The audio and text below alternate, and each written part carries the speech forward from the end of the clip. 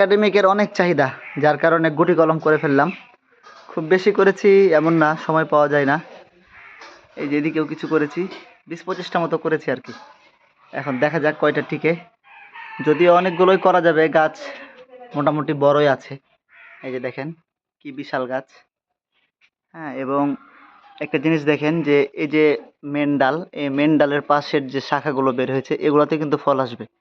প্রত্যেকটা বাডেই কিন্তু নতুন নতুন শাখা আছে, কোনো বাড মিস নাই। দেখেন প্রতিটা বাডে কিন্তু নতুন নতুন শাখা। এই যে এই যে এই যে হ্যাঁ, এ পর্যন্ত আর কি নতুন মেন ডাল, আর পাশেরগুলো সব শাখা ডাল।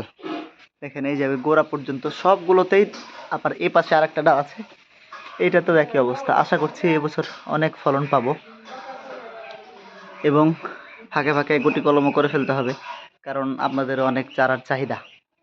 দোয়া করবেন ভালোভাবে যেন শিকড় আসে এবং জার্মিনেশনের হার যেন ভালো হয়, আপনাদের হাতে যেন পৌঁছে দিতে পারি।